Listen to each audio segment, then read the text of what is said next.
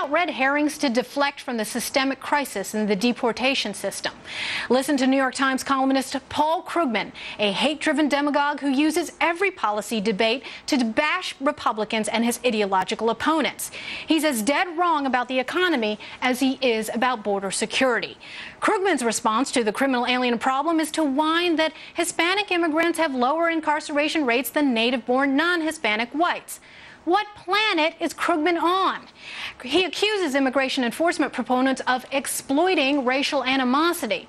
Well, tell that to the family and friends of Ayufemi Hightower, whose face was reportedly slashed from cheek to cheek with a machete by the Newark suspects, whose illegal alien ringleader should have never been here in the first place. Hightower's family says her head was left hanging, and it took a mortician 3 days to put her face back together before she was laid to rest. Krugman claims nobody is bringing national attention to crimes committed by white Americans, citing the recently horrifying Connecticut home invasion as his example. Again, what planet is this guy on? I guess he missed this. Outrage growing over the brutal murders of a mother and her 2 daughters in Connecticut. Their home was invaded by 2 career criminals well known to Connecticut authorities. The men allegedly sexually abused the mother and the youngest daughter, tied them up, and then set fire to the house. The father and husband, Dr. William Pettit, was bound in the basement and barely escaped. The question is, why were these criminals out on the street? Let me drive this through the thick skulls of the open border zealots at the New York Times and elsewhere. This crisis has nothing to do with race.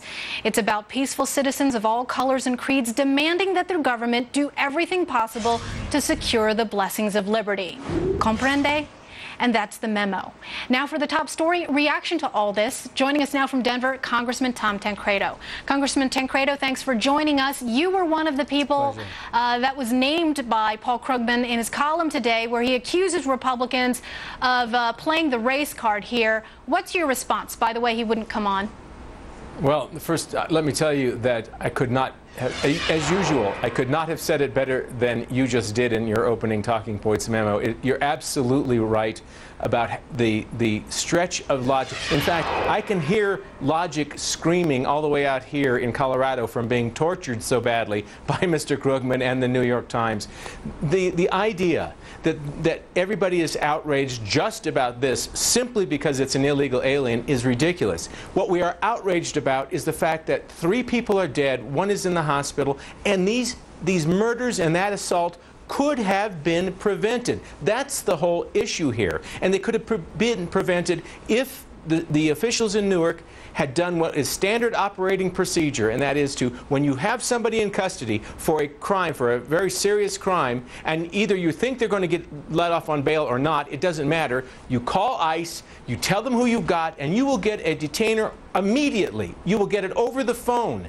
They didn't do it. And why? Because they are a sanctuary city. You've got Rudy Giuliani, who has now sort of attacked this situation in Newark, but who ran a sanctuary city and actually took the federal government to court on 2 occasions to try and overrule their attempts to stop sanctuary cities. I mean, where are these guys? How can they just be so blatantly ignorant of the facts of this case and the fact that America, you're right again, Michelle, as usual, 75–80% of Americans, when you talk to them about this, and it doesn't matter their ethnicity, their race, their background, that's got nothing to do with it. They want safe, secure communities. That's a crime? That's a racial statement? Give me a break. Right. Give me a break is exactly it. Now, you've got open borders people on both the left and the right who have long accused you of nativism, of being anti-immigrant, for speaking out for immigration enforcement. You've been doing a long time, far longer than a lot of Republican presidential candidates, and also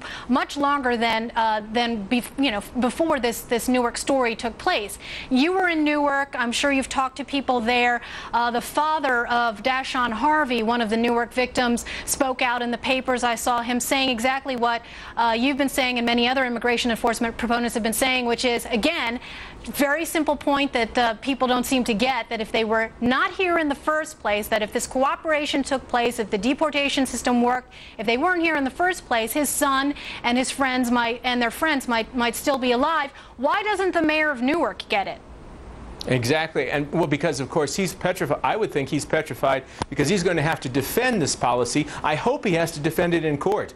I hope that the relatives, the families of these victims will pursue this legally, because I believe there are legal options. When the city is as negligent as it appears to have been in this case, then I assure you that there's culpability there. And we'll be happy in our office to put people in touch with lawyers who will take this cause up for them, because something's got to stop this sanctuary city business. And by the way, I didn't just go to Newark. I know I was accused in the paper and by the Paul New York Times Krugman, and others. right. Of doing this because of political things. I have offered an amendment to appropriations bills for at least 7 years. 7 years to try to say that no sanctuary city would get federal money. This goes back long before I was ever thinking about running for president, because these places, these sanctuary cities, are havens for a lot of people, including criminal elements that in fact then prey on the regular community. And I am trying to stop it, and I hope that the folks in this city and others all around the country, if you are the victim of, or the family of a victim of somebody who has come into this country illegally, and that person had come into contact with the local police earlier and was not reported to ICE, I think you've got a case. Let us hear from you. I'll help you. Congressman, thank you. Thank you, Michelle. Nice having a conversation with you. Yes, next on the rundown, a shocking ruling in a Kansas court. We'll tell you what